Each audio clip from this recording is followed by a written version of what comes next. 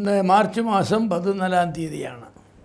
ഈ ദിവസത്തിൻ്റെ പ്രഭാതത്തിൽ എല്ലാ ശ്രോതാക്കൾക്കും കർത്താവായ യേശു ക്രിസ്തുവിൻ്റെ നാമത്തിൽ സ്നേഹവന്ദനവും ശുഭദിനാശംസകളും നേരട്ടെ. ഇന്ന് നമ്മുടെ ധ്യാനത്തിനായി നാം തിരഞ്ഞെടുത്തിരിക്കുന്നത് പുറപ്പാട് പുസ്തകം 20-ാമത്തെ അധ്യായമാണ്. നിങ്ങൾ ഈ അധ്യായങ്ങൾ ശ്രദ്ധിച്ച് വായിക്കുന്നു എന്ന് ഞാൻ ആശിക്കുകയാണ്. ദൈവം നൽകിയ ഈ 10 കൽപ്പനകൾ രേഖപ്പെടുത്തിയിട്ടുള്ള അധ്യായമാണ് ഈ അധ്യായം. നമുക്ക് മറക്കുവാൻ പാടില്ലാത്ത അധ്യായമാണ് പുറപ്പാട് പുസ്തകം 20-ാം അധ്യായം. മനുഷ്യൻ ദൈവത്തോടും സഹമനുഷ്യരോടും ഈ ഭൗതിക പ്രപഞ്ചത്തോടും എങ്ങനെയാണ് ബന്ധം പുലർത്തേണ്ടത് എന്ന് വ്യക്തമായി മനസ്സിലാക്കി തരുന്നതായിരിക്കുന്ന ഒരധ്യായമാണ് 20-ാമത്തെ അധ്യായം. 10 കൽപ്പനകൾ, അതിൽ ഓരോ കൽപ്പനയും ദൈവത്തിൻ്റെ സ്വഭാവത്തെയും ദൈവഹിതത്തെയും പ്രതിഫലിപ്പിക്കുന്ന കൽപ്പനകളാണ്. ദൈവസംബന്ധമായും മനുഷ്യസംബന്ധമായും ഉള്ള ബന്ധങ്ങളെയും ഉത്തരവാദിത്വങ്ങളെയും സംബന്ധിക്കുന്ന ഈ 10 കൽപ്പനകൾ അനുസരിക്കുവാൻ കഴിയുന്നവയാണ്. അവയൊന്നും അനുസരിക്കുവാൻ കഴിയുകയില്ല എന്ന് പറയുന്നവരായ ആളുകളുണ്ട്. എന്നാൽ ദൈവത്തെക്കുറിച്ച് ശരിയായി മനസ്സിലാക്കിയിട്ടില്ലാത്തവർക്കാണ് 10 കൽപ്പനകൾ ഭാരമായിരിക്കുന്നത്. ദൈവത്തെ സ്നേഹിക്കുന്നവർക്ക് 10 കൽപ്പനകൾ ഒരിക്കലും ഭാരമല്ല.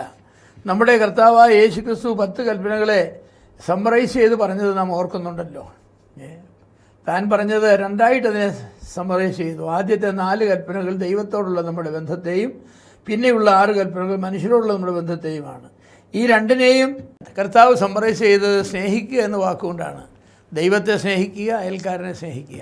രസകരമായൊരു കാര്യം ഞാൻ ചൂണ്ടിക്കാണിക്കട്ടെ. ഈ 10 കൽപ്പനകളിൽ ഒരു പ്രാവശ്യം പോലും സ്നേഹം എന്ന വാക്ക് ഉപയോഗിച്ചിട്ടില്ല. ഒരു പ്രാവശ്യം പോലും ഉപയോഗിച്ചിട്ടില്ല.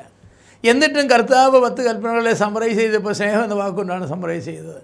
അപ്പോൾ ദൈവത്തെയും അയൽക്കാരനെയും സ്നേഹിക്കുന്ന ആളുകൾക്ക് ഈ 10 കൽപ്പനകൾ പാലിക്കുവാൻ യാതൊരു ബുദ്ധിമുട്ടുമില്ല. ആ സ്നേഹമില്ലാതെ ഈ 10 കൽപ്പനകൾ പാലിക്കാനായിട്ട് പോയാൽ സാധിക്കുകയുമില്ല. അവിടെയാണ് നമുക്ക് ഭാരമാകുന്നത്.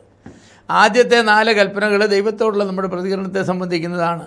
ദൈവത്തെ സ്നേഹിക്കുവാൻ ഓരോ മനുഷ്യനും ദൈവത്തിൻ്റെ ഇഷ്ടം അറിഞ്ഞിരിക്കണം.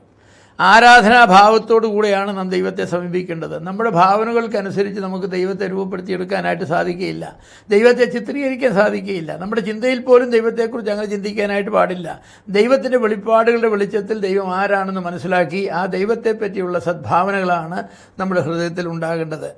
നമ്മുടെ വ്യക്തിത്വത്തിൻ്റെയും ജീവിതത്തിൻ്റെയും ശക്തിയും ബലവും മുഴുവൻ ദൈവത്തിന് നൽകണമെന്നാണ്. അതാണ് പൂർണ്ണ ഹൃദയത്തോടും പൂർണ്ണ മനസ്സോടും പൂർണ്ണ ആത്മാവോടും കൂടെ എന്ന് പറഞ്ഞാൽ നമുക്കുള്ളതൊന്നും മാറ്റിവെക്കാൻ പാടില്ല. അത് മുഴുവനും ദൈവാരാധനയിൽ നാം ഉപയോഗിക്കണം. അത് മുഴുവനും ഉപയോഗിക്കണം. മനുഷ്യനെയുള്ള ബന്ധത്തിൽ നമുക്ക് നമ്മളെപ്പോലെ മനുഷ്യനെ സ്നേഹിച്ചാൽ മതി. നമുക്കുള്ളത് മുഴുവനും ഉപയോഗിച്ച് മനുഷ്യനെ സ്നേഹിക്കാൻ ഒക്കില്ല. അത് മനുഷ്യാരാധനയായിട്ട് മാറും. അത് നമുക്ക് അനുവാദമുള്ളതല്ല. പക്ഷേ നമ്മെ സ്നേഹിക്കുന്ന പോലെ നമ്മുടെ നന്മയ്ക്ക് വേണ്ടി നാം എങ്ങനെ ചിന്തിക്കുന്നു അതുപോലെ അവരുടെ നന്മയ്ക്ക് വേണ്ടി നാം ചിന്തിക്കണം. പക്ഷേ ദൈവത്തെ പറ്റി പറയുമ്പോൾ അങ്ങനെയല്ല. നമുക്കുള്ള മുഴുവൻ നമ്മുടെ വ്യക്തിത്വത്തിന് മുഴുവൻ ശക്തിയും മുഴുവൻ പ്രഭാവവും നമ്മുടെ സാമ്പത്തിക ശക്തിയും നമ്മുടെ ബുദ്ധിശക്തിയും നമ്മുടെ മനസ്സിൻ്റെ ശക്തിയും എല്ലാം ദൈവത്തെ ആരാധിക്കാനായിട്ട് ഉപയോഗിക്കണം. ദൈവത്തെ ആരാധിക്കുന്നതിൽ കംപ്ലീറ്റ് മുഴുവനും എന്നാണ് പറയുന്നത്. അപ്പോൾ ഈ അവസാനത്തെ 6 കൽപ്പനകൾ മനുഷ്യനോടുള്ള ബന്ധത്തെ നിയന്ത്രിക്കുന്ന കൽപ്പനകളാണ്. ഞാൻ പറഞ്ഞ പോലെ അവിടെ അന്തസത്ത എന്ന് പറഞ്ഞാൽ നിൻ്റെ അയൽക്കാരനെ നിന്നെപ്പോലെ തന്നെ സ്നേഹിക്കണമെന്നുള്ളതാണ്. നമ്മെപ്പോലെ തന്നെ അയൽക്കാരനെ സ്നേഹിക്കുവാൻ മനസ്സുള്ളവർക്ക് ഈ 10 കൽപ്പനകൾ അനുസരിക്കുവാനായിട്ട് ഒരു പ്രയാസവുമില്ല. ആ 10 കൽപ്പനകൾ ചിന്തിച്ചാൽ നമുക്കറിയാം. ചെയ്യണമെന്ന് പറഞ്ഞാൽ ഒന്നുമില്ല. ചെയ്യരുതെന്ന് പറഞ്ഞാണ് കൊല ചെയ്യരുത്, വിചാരം ചെയ്യരുത്, മോഷ്ടിക്കരുത്, കള്ളസാക്ഷ്യം പറയരുത്, മോഹിക്കരുത്, അല്ലേ? ചെയ്യണമെന്ന് പറഞ്ഞാൽ ഒന്നുമില്ലല്ലോ, ഇല്ല. അയൽക്കാരന് ദോഷം വരുന്നതായിരിക്കുന്ന ഒരു ചിന്ത പോലും നമ്മുടെ ഹൃദയത്തിൽ ചിന്തിക്കാനായിട്ട് പാടില്ലെന്നാണ് പറഞ്ഞിരിക്കുന്നത്. അല്ല നമ്മുടെ സ്വത്ത് കൊടുക്കണമെന്നോ ഒന്നും പറഞ്ഞിട്ടില്ല. എൻ്റെ വിശദീകരണങ്ങളിൽ പറഞ്ഞിട്ടുണ്ട് അയൽക്കാരൻ വിശക്കുന്നുവെങ്കിൽ അവന് ആഹാരം കൊടുക്കണമെന്ന്. എന്നാൽ 10 കൽപ്പനകൾ നൽകിയപ്പോൾ ഇസ്രായേലിനോട് ചെയ്യരുതെന്ന് പറഞ്ഞിട്ടുള്ളതായിരിക്കുന്ന കുറേ കാര്യങ്ങളാണ് പറഞ്ഞിട്ടുള്ളത്. ദൈവസംബന്ധമായിട്ടാണ് പറഞ്ഞത് നീ സ്നേഹിക്കണമെന്ന്.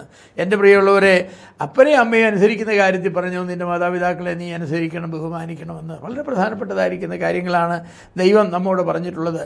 അതുകൊണ്ട് ദൈവത്തെ ഭയപ്പെട്ട് ദൈവഹിതം ചെയ്ത് ദൈവത്തെ ആരാധിച്ച് സഹമനുഷ്യരെ നമ്മെപ്പോലെ തന്നെ സ്നേഹിച്ച് ദൈവം തന്ന ഭൗതിക വസ്തുക്കളും സ്വന്തം ഉപയോഗത്തിന് വേണ്ടി മാത്രം ഉപയോഗിക്കാതെ അയൽക്കാരന് വേണ്ടിയുള്ള പ്രയോജനകരമായ നിലയിൽ അത് ഉപയോഗിച്ച് ജീവിക്കണമെന്നാണ് ദൈവം നമ്മെപ്പറ്റി ആഗ്രഹിക്കുന്നത്. ഗൃഹവിചാരകത്വത്തെ നാം നന്നായിട്ട് ഉപയോഗിക്കണം. നമ്മുടെ സ്റ്റുവർഡ്ഷിപ്പിനെ നാം നന്നായി ഉപയോഗിക്കണം. ദൈവത്തോടുള്ള ബന്ധത്തിൽ നമ്മെ സംബന്ധിച്ച് പൂർണ്ണത എന്നല്ലാതെ വേറെ നിലവാരം വെച്ചിട്ടില്ല.